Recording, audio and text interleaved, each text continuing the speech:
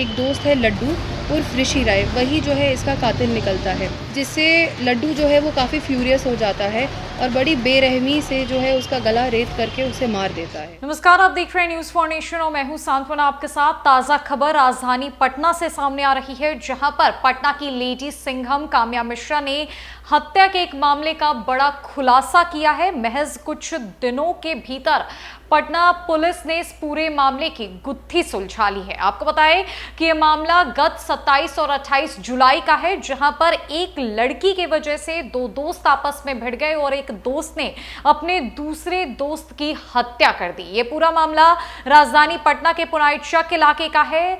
इस पूरे मामले के बाबत क्या कुछ कह रही है पटना सचिवालय एएसपी काम्या मिश्रा, आप पहले उनकी पूरी बातों को सुनिए। 28 की रात की बताई जाती है। एक्चुअली 28 की सुबह 12 बजे के आसपास हमें एक इन्फॉर्मेशन मिलती है कि एक अज्ञात का शव पुणे चक के एक झोपड़पट्टी से बरामद होता है।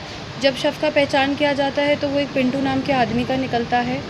उसके बाद जो है अनुसंधान के क्रम में ये बात सामने आती है कि पिंटू का एक दोस्त है लड्डू उर्फ ऋषि राय, वही जो है इसका कातिल निकलता है। ये इसमें ध्यान देने वाली बात है कि पिंटू और ऋषि राय जो है एक ही मोहल्ले के रहने वाले, नवटोलिया के रहने वाले हैं और उन दोनों मतलब उनको नशे की भी आदी है वो, तो वो साथ में नशा कर रहे थे। नशा करते वक्त जो है पिंटू इससे कहता है, लड्डू से कहता है, मतलब अपनी गर्लफ्रेंड के बारे में बोस्ट करता है कि हम तुम्हारी गर्लफ्रेंड से बात करते हैं और उन सारी बातों मतलब अपनी गर्लफ्रेंड को लेकर के उसके बारे में बात करता है, जिससे लड्डू जो है वो काफ़ी फ्यूरियस हो जाता है और बड़ी बेरहमी से जो है उसका गला रेत करके उसे मार देता है। सिर्फ इतना ही नहीं, गला रेतने के बाद जो वो अपने पास एक चक्कू रखता था, सिर्फ उसको रेतने के बाद जो है शव को ठिकाने लगाना और चक्कू को छुपाने में जो है उसकी मदद एजे और सुबोध करते हैं। ये ध्यान देने वाली बात है कि एजे जो है वो पुणे चक का बहुत बड़ा शराब माफिया भी है और वो इसके पहले भी जो है आर्म्स एक्ट में जेल जा चुका है।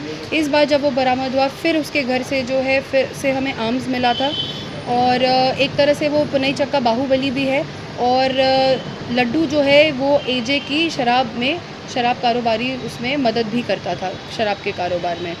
तो पूरे घटनाक्रम में जो है फिर इवेंचुअली ऐसा होता है कि लड्डू जो है अपनी उसको पिंटू को मारने के बाद एजे और सुबोध की मदद से शव को जो है झोपड़ी के पास रखता है और शव जो है वो सुबोध के घर से 100 मीटर भी दूर नहीं होता है। सुबोध जो है इसको चक्कू भी फेंकने में हेल्प करता है, नाले में जाकर के चक्कू फेंक देते हैं। बहुत मेहनत मशक्क़त के बाद भी जो है वो चक्कू भी बरामद होता है। तो इस तरह से जो है पूरे घटना को अंजाम दिया गया था और मोस्टली जो है ये सिर्फ एक लव अफेयर और उसको लेकर के एक आक्रोश में आकर के जो है इस घटना को कारित किया गया, वो भी जब ये नशे की हालत में थे। वाइटनर का नशा करना, स्मैक का नशा करना, इन सारी वजह से जो है इस घटना को अंजाम दिया गया था इस तरह से। हत्या कहाँ पे हुई थी? हत्या जो है वहीं पर हुई थी, फील्ड के पास हुई थी। इन लोगों के पास से क्या क्या बरामद हुआ?